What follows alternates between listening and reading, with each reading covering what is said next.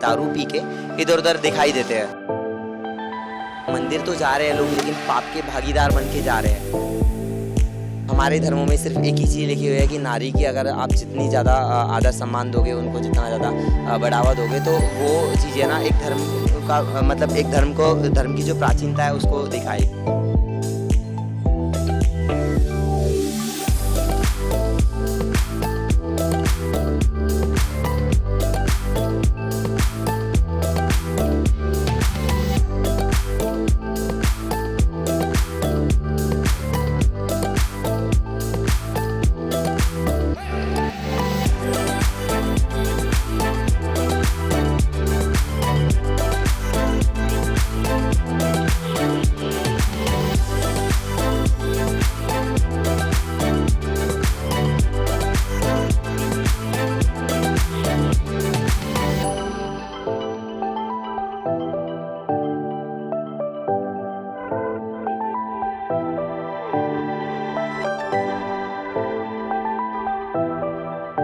आज निकले हुए मुझे 24 दिन हो गए हैं और मैं हरिद्वार से हर की पौड़ी से मैंने गंगा जल भरा हुआ था।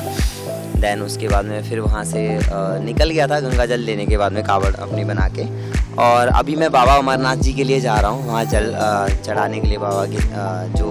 बाबा की जो पवित्र स्थान है, बाबा तो ध्यान में जा चुके हैं, तो उनके जो स्थान है वहीं पर मैं जल चढ़ाऊँगा। और मेरा इसको करने का एक ही मोटिव था कि जस्ट मैं एक सोसाइटी में भी ये चीज़ संदेश देना चाहता था, जो आज के युवा है जो गलत चीज़ की ओर जा रहे हैं, गलत जैसे ड्रग्स हो गए या फिर दारू हो गए, या फिर हमारे धार्मिक जो लोग हैं। आजकल हो रहा है कि ब्राह्मण लोग भी बहुत सारे जो जनेऊ डालने के बाद दारू पी के इधर उधर दिखाई देते हैं। तो मेरा उनके लिए भी मोटिव है।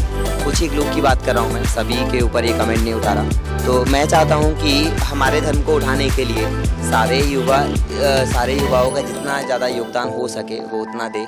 जितने ज़्यादा हमारे धार्मिक स्थान है वहाँ पर अगर तीर्थ यात्राएँ करें तो उसके लिए मैंने ये जल उठाया है। और दूसरी बात कि केदारनाथ जैसी चढ़ाई में जहाँ पर लोग सिर्फ जाने के लिए मात्र 16 से 18 किलोमीटर की चढ़ाई है, उसके लिए गौरीकुंड से वहाँ जाने के लिए लोग घोड़ों का सहारा लेते हैं, खच्चरों का सहारा लेते हैं। तो मुझे सिर्फ ऐसा उनको एक ही जवाब देना है कि जब इतनी सी उम्र में इतना कम वजन है, मेरा सिर्फ मात्र 56 kg मेरा वजन है, वेट है। उसके साथ में मैं हरिद्वार से यहाँ तक 650 किलोमीटर में आ चुका हूँ। 650 से ज़्यादा ही हो गया होगा समथिंग। तो जब मैं इतना आ चुका हूँ और मैं तो बीमार भी रहता हूँ, फिर भी मैं इतना कुछ कर सकता हूँ, और वो भी 16 लीटर जल के साथ, गंगा माँ के साथ मैं यहाँ पर पहुँचा हूँ। तो क्या वो लोग सिर्फ 18 किलोमीटर की चढ़ाई पैदल नहीं कर सकते? क्या इतना छोटा सा ट्रैक है वो पैदल नहीं जा सकते? क्यों जानवरों बेजुबानों की बलि चढ़ाना, उनको चोट पहुंचाना? कि मंदिर तो जा रहे हैं लोग, लेकिन पाप के भागीदार बन के जा रहे हैं। तो बस मेरी यही आस्था है कि एक तो ये मैसेज है मुझे देना है, और दूसरी बात मैं महादेव जी को अपने पिता के समान मानता हूँ। मैं ऐसा ना कि मेरा उनके बिना कोई वजूद नहीं है। मैं उनमें अपने माँ बाप सबको मैं उन्हीं में देखता हूँ। और दूसरी बात, मेरे माता पिता जी की भी इच्छा है कि मैं उन्हीं की सेवा करता रहूं हमेशा आगे चल के। तो बस यही है जी। और बाकी मैं अपने सनातन धर्म को प्रमोट करना है। मेन चीज़ कि लोग है ना, ज़्यादातर लोग क्या करते हैं, ज़्यादातर लोग एक सबसे बड़ी गलती यही करते हैं कि वो लोग है ना अपने धर्मों को भूलते हुए जा रहे हैं। हमारे धर्मों में सिर्फ एक ही चीज़ लिखी हुई है कि नारी की अगर आप जितनी ज़्यादा आदर सम्मान दोगे, उनको जितना ज़्यादा बढ़ावा दोगे, तो वो चीज़ें ना एक धर्म का एक धर्म की जो प्राचीनता है उसको दिखाएगी।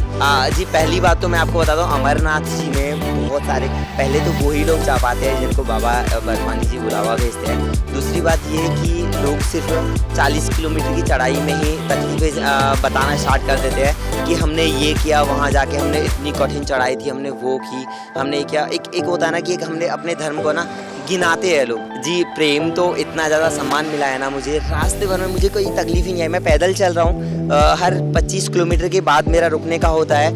अभी आप लगा लो कि मैं होटलों में नहीं रुक रहा, ज़्यादातर लोगों के घरों में मैं स्टे कर रहा हूँ। तो लोग मुझे पनाह दे रहे हैं। वो क्यों दे रहे हैं? क्योंकि एक धर्म का कार्य मैं कर रहा हूँ, और वो लोग है ना इतना जुड़े हुए हैं मुझसे धर्म के कार्य के लिए कि आप विश्वास नहीं करोगे कि आगे से आगे सम्मान करना, आदर करना, एक भाई की तरह, एक बेटे की तरह। और एक है ना, एक अपने हिंदू धर्म में कोई इंसान इतना बड़ा कार्य करने के लिए निकला है तो उसके लिए ना एक अपना जितना भी योगदान हो सकता है उतना ज़्यादा लोग योगदान दे रहे हैं। और सबसे ज़्यादा स्वागत हुआ मेरा जम्मू के बाद में उधमपुर में भी हुआ।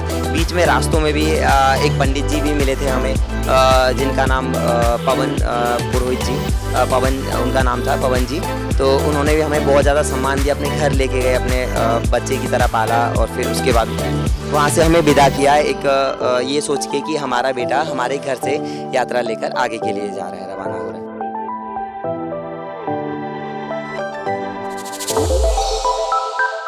श्रेष्ठ उत्तराखंड पर खबरों से जुड़े रहने के लिए चैनल को सब्सक्राइब और लाइक करें, बेल आइकन दबाएं और देखते रहें श्रेष्ठ उत्तराखंड।